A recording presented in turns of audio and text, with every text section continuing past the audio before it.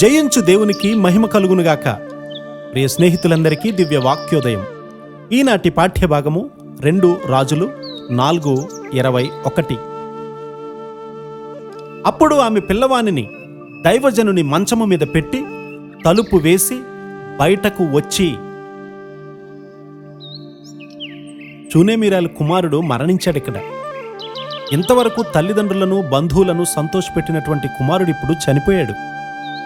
Elisha గారు మంచం మీద పరుండబెట్టాడు. ఎలీషా గారి యొక్క మంచం మీద పెట్టబడడం అనేది ఆశీర్వాదకరమే, కానీ అది జీవం కాదు, అది జీవంలోనికి తేగలదు. ఎలీషా గారి యొక్క మంచము మీద పరుండి ఉన్నటువంటి బిడ్డలో జీవం లేదు, శరీరము వెచ్చగా లేదు.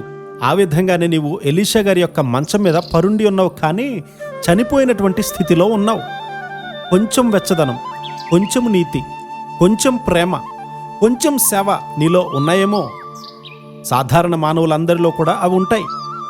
నీలో జీవాన్ని ఉత్పత్తి చేసేటువంటి శక్తి ఎందువల్ల లేకుండా ఉంది? నీలో జీవం లేదు. ఇక్కడ షూనేమీరాలు సజీవంగా ఉంది, తన కుమారుడు మాత్రం చనిపోయాడు. అది చూసినటువంటి ఆమె ఏం జరిగిందో గ్రహించింది. తన హృదయం యొక్క జీవము పోయిందని గ్రహించింది. అతనిని పాతిపెట్టవలసి ఉంది.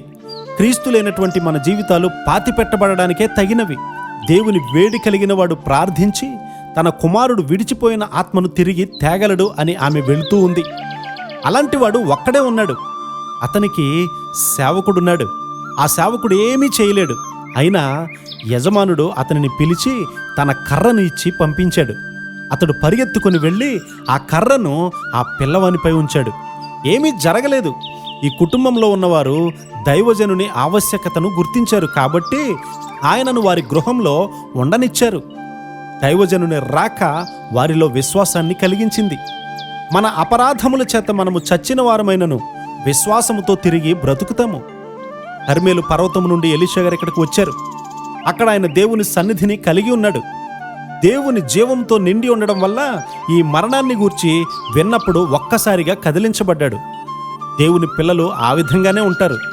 సింహాసనం నుండి దేవుణ్ణి చూసినప్పుడు మనము చచ్చిపడినట్లు కనబడుతూ ఉంటాము. నీవు ఎలీషా గారి యొక్క మంచము మీద పరుండి ఉండవచ్చు. ఆరాధనా స్థలంలోనే ఉండాలనే వాంఛ నీలో ఉండవచ్చు. చాలామంది మేల్కొని ఉన్నటువంటి పాపులుగా ఉన్నారు. అది మాత్రమే క్రైస్తవత్వము కాదు. నీలో జీవముందా? జీవము కలిగి ఉండే కృపాధన్యత దేవుడు మనందరికీ అనుగ్రహించునుగాక. ఆమెన్.